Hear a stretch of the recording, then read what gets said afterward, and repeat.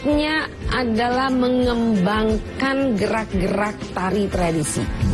Jadi gerak-gerak tari tradisi dikembangkan atau sebagai sebuah inovasi baru, memberikan sentuhan-sentuhan lain. Juga termasuk tidak hanya gerak, tapi juga musiknya, kostumnya. Kita banyak sekali melihat. Misalnya dalam sejarah seni tari Indonesia, pertama kali seni tari tradisi kita dikemas dalam bentuk kreasi itu oleh almarhum Bapak Bagong Kussudiardjo. Nah itu sampai hari ini peninggalan Bapak Bagong itu, tari kreasi itu sudah menjadi tari tradisi. Dan sampai hari ini seniman kita masih, mungkin teman-teman di sekolah juga begitu ya, ada kelas-kelas tari pasti belajarnya tari kreasi. Nah itu tadi teman-teman, antara tari di keraton, tari bentuknya kerakyatan, dan tari kreasi. Jadi teman-teman sekarang sudah tahu tentang ragam tari tradisi. Nah, sekarang teman-teman silakan memilih ragam tari tradisi yang mana yang akan dipelajari dan ditekuni. Apapun tari tradisi yang dipilih untuk dipelajari dan ditekuni, pastilah membuat teman-teman semakin mencintai budaya bangsa kita.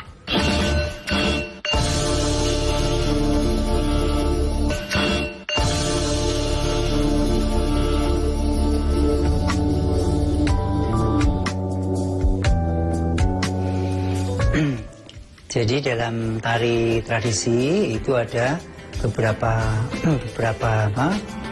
gaya atau beberapa istilahnya genre. Antara lain ada tari kerakyatan ya. Nah, tari kerakyatan ini banyak sekali dapat kita jumpai di daerah-daerah.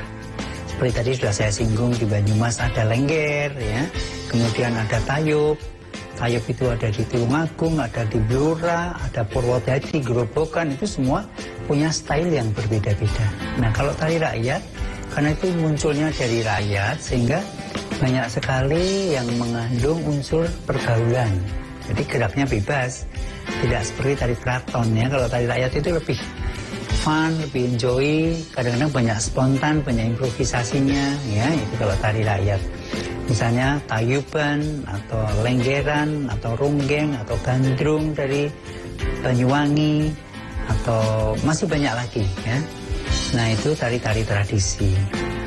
Lalu dalam tari tradisi pun itu bisa dibedakan. Ada tari yang pergaulan aja, ada kemudian yang untuk ritual ya. Itu teman-teman harus tahu ya. Misalnya tari-tari ritual itu sering digunakan pada upacara-upacara.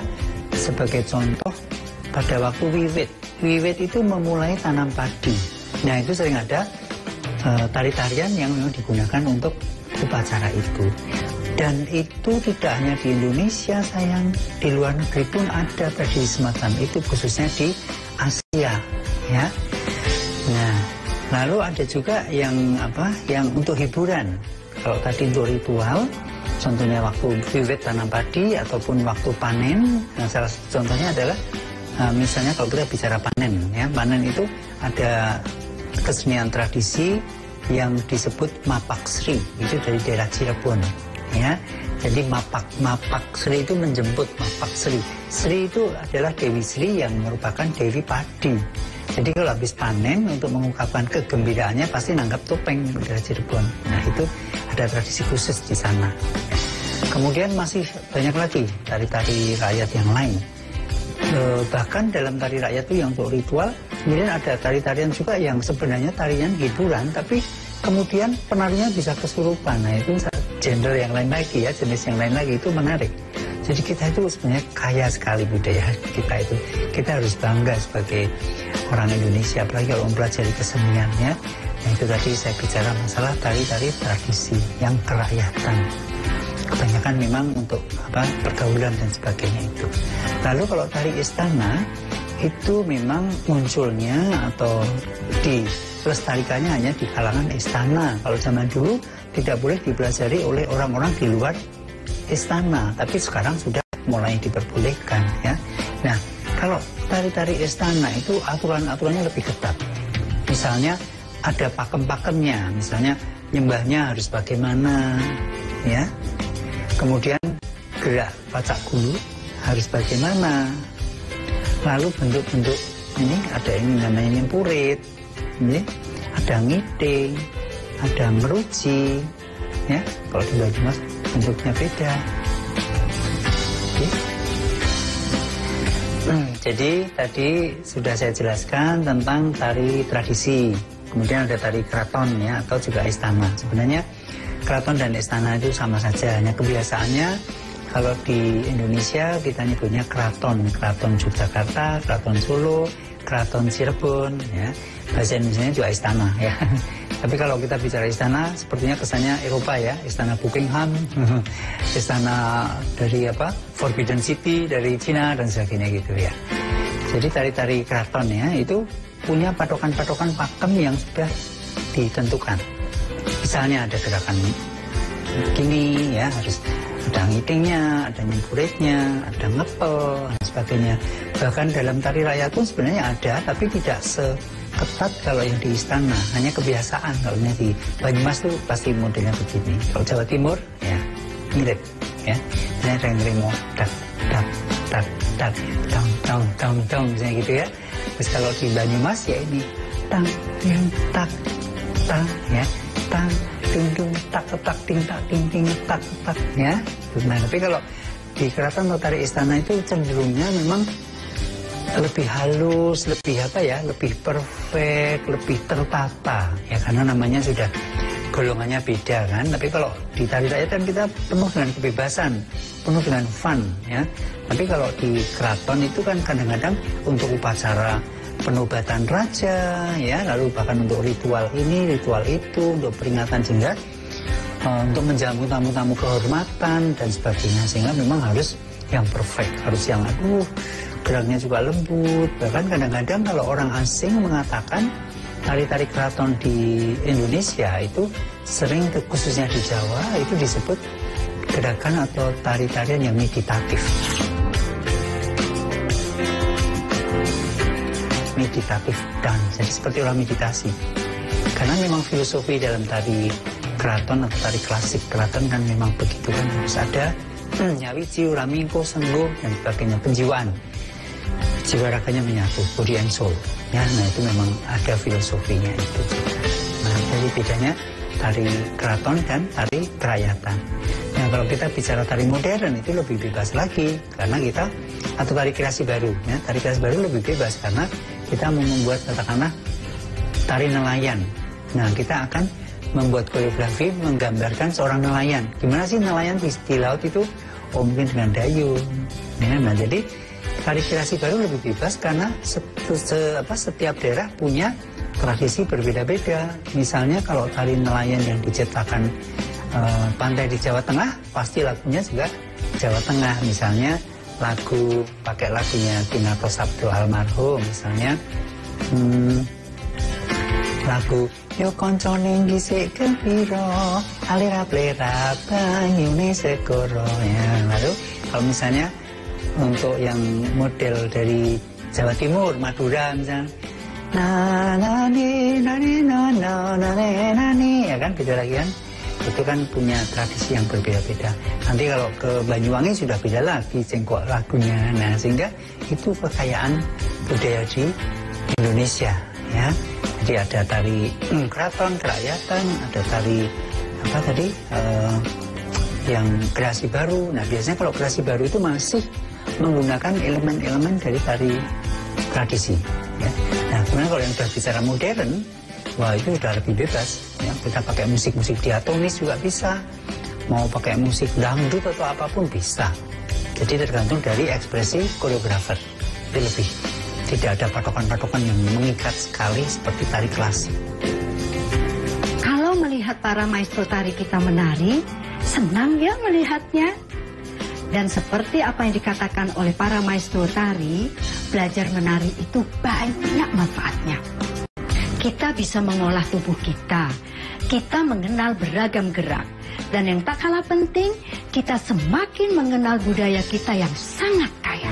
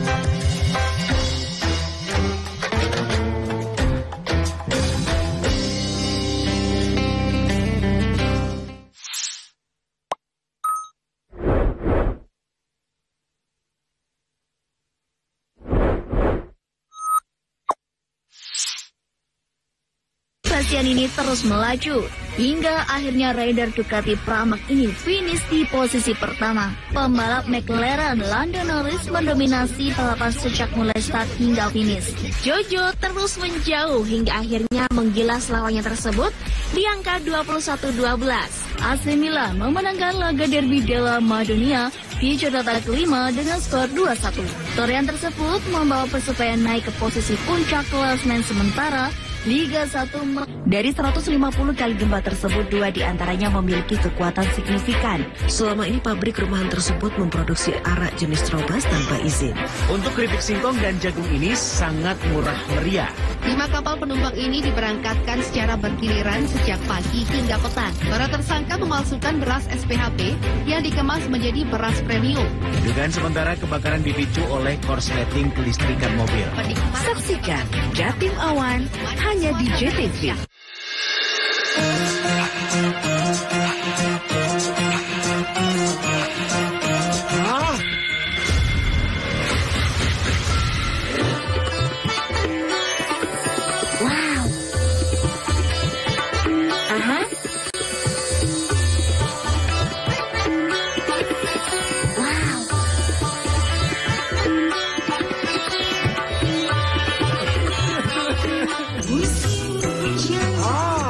Mantap suaranya. Dahut goyangannya. Stasiun dangdut digoyang tanpa dahut.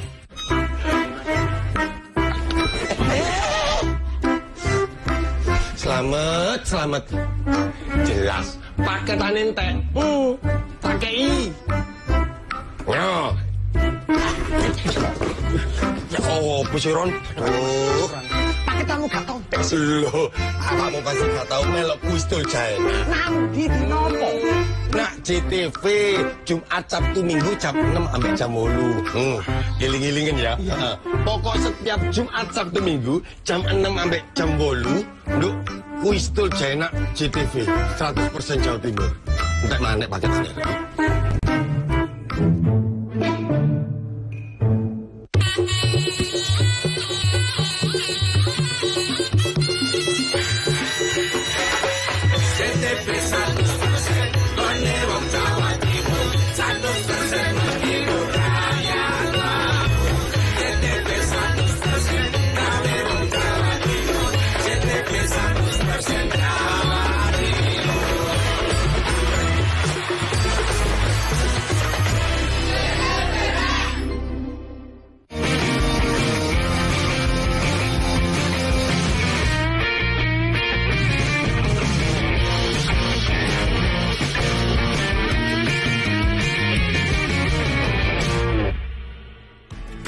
Pemirsa, seorang warga di Tulung Agung, Jawa Timur jeli melihat peluang bisnis dengan menghasilkan teh bunga telang.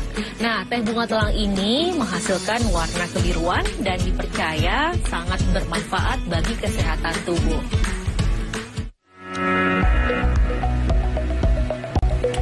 Bunga telang merupakan tanaman rambat yang banyak dijumpai sebagai tanaman pagar.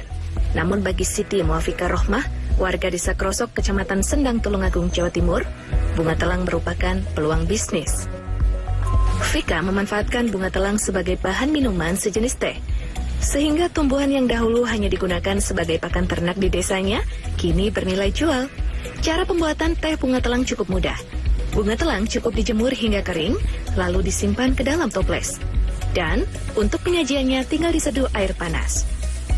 Sarjana Agribisnis Universitas Muhammadiyah Malang ini mengungkapkan, riset dan mengolah bunga telang ia lakukan sejak 6 bulan terakhir. Selain dikonsumsi sendiri dan dibagikan kepada tetangga, Vika juga mengemas teh bunga telang dan dijual melalui internet. Selain untuk teh, bunga telang ini bisa digunakan untuk pewarna makanan alami.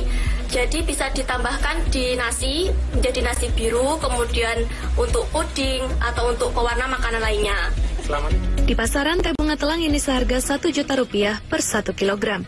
Konsumen juga bisa membeli eceran teh bunga telang dalam kemasan ukuran 10 gram dengan harga Rp12.000 per bungkus.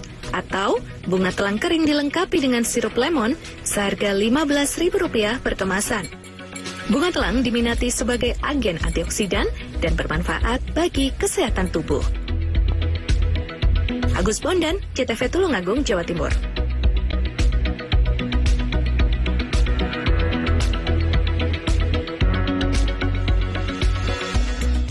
Selanjutnya, saya ajak Anda untuk ke sebuah kedai teh yang berada di Tangerang Selatan, Banten. Di tempat ini, Anda bisa mencoba beragam teh Nusantara.